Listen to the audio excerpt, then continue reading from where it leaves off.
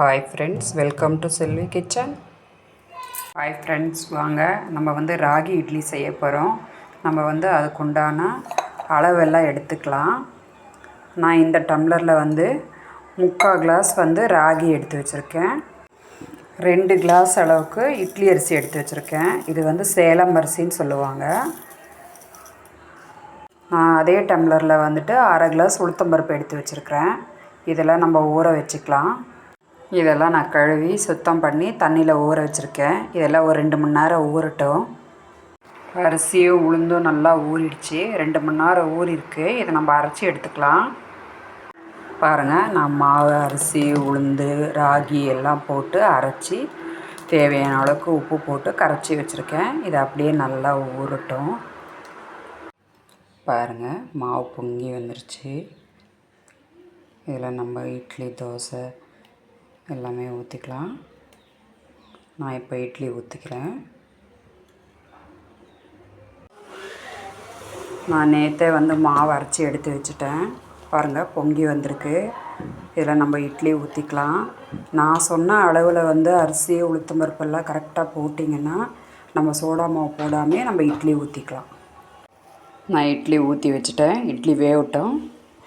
வாங்க, இன்றைக்கி நம்ம ரோட்டுக்கடை தக்காளி குழம்பு எப்படி வைக்கிறதுன்னு பார்க்கலாம். நான் அதுக்கு 1/2 கிலோ தக்காளி எடுத்திருக்கேன். வாங்க எப்படி செய்கிறதுன்னு பார்க்கலாம். பாருங்க, நான் அடுப்பத்தை வச்சுருக்கேன். இந்த அளவுக்கு தண்ணி வச்சுருக்கேன். இதில் நம்ம தக்காளியை வேக வச்சுக்கலாம். தண்ணி சூடாகட்டும். தண்ணி சூடாகிடுச்சு. நான் தக்காளி இதில் போடுறேன். தக்காளி போட்டுட்டேன். இது கொஞ்சம் நேரம் வேகட்டும். பாருங்கள், தக்காளி வெந்துடுச்சு. இந்த அளவுக்கு வெந்தால் போதும். பாருங்கள், தோல் பிரிஞ்சு வருது. இதை நம்ம ஆற வச்சு அரைச்சிக்கலாம். பாருங்கள், நான் ஆற வச்சு நான் தோல் எடுத்து வச்சுருக்கேன். இதை நம்ம அரைச்சிக்கலாம். தக்காளி, 2 வரமிளகா, 4 பூண்டு இதையும் போட்டு நான் அரைச்சிக்கிறேன். வாங்க, அடுப்பத்தை வச்சு நம்ம எப்படி தாளிக்கிறதுன்ட்டு பார்க்கலாம். நான் கடாய் வச்சுருக்கேன்.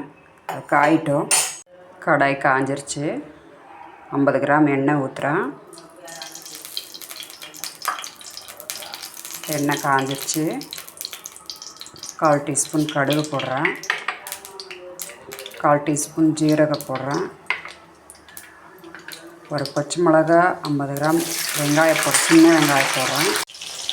நான் இதிலே 2 வெங்காயம் அரிஞ்சு வச்சுருக்கேன். பெரிய வெங்காயம் அதையும் போடுறேன். இதையும் போட்டு நம்ம நல்லா வதக்கிக்கலாம். வெங்காயம் இந்த அளவுக்கு ப்ரௌனாக ஆனால் போதும். அதுலேயே மஞ்சத்தூள், வெறும் மிளகாத்தூள், தனியா மிளகாத்தூள்,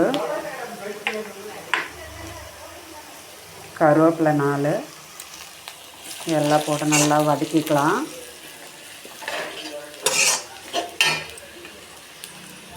அதுலேயே அரைச்சி வச்ச தக்காளியை நான் ஊற்றிடுறேன். இதுவும் போட்டு நல்லா கலக்கி விட்டுடலாம். இது நல்லா கொதிக்கட்டும். நான் இதுக்கு தேவையான அளவுக்கு உப்பு போடுறேன். இதெல்லாம் போட்டு நல்லா மிக்ஸ் பண்ணி நம்ம கொஞ்சம் தண்ணி ஊற்றலாம். இது நல்லா கொதிக்கட்டும்.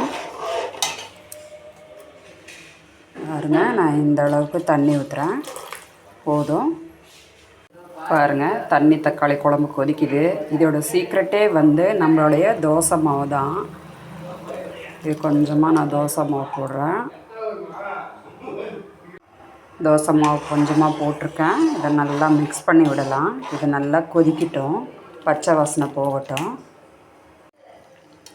பாருங்கள், ரோட்டுக்கடை தக்காளி குழம்பு ரெடி ஆகிடுச்சு. பாருங்கள், திக்காகவும் ஆகிடுச்சு. குழம்பு இட்லிக்கு, தோசைக்கெல்லாம் ரொம்ப நல்லாயிருக்கும். இது நான் இதிலேயே கொத்தமல்லி போட்டுட்டு அடுப்பை ஆஃப் பண்ணிடுறேன்.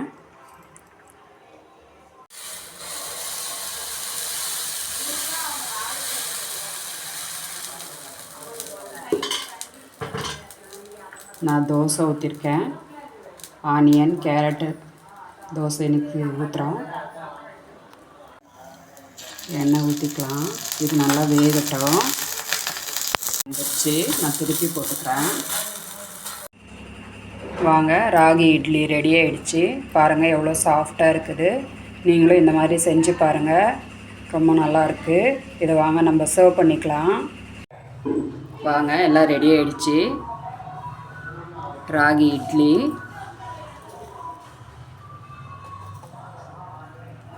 Mini ragi idli, mini ragi dosa, mini onion carrot dosa, road கடை தக்காளி தண்ணி குழம்பு. இது நல்லா தாராளமாக ஊற்றி சாப்பிட்ணும், அப்போ தான் நல்லாயிருக்கும். நீங்களும் இந்த மாதிரி செஞ்சு நல்லா தாராளமாக ஊற்றி சாப்பிடுங்க. தேங்காய் சட்னி,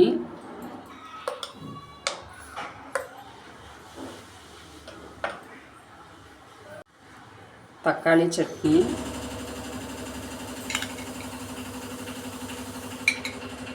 இதெல்லாம் ரெடி ஆகிடுச்சு.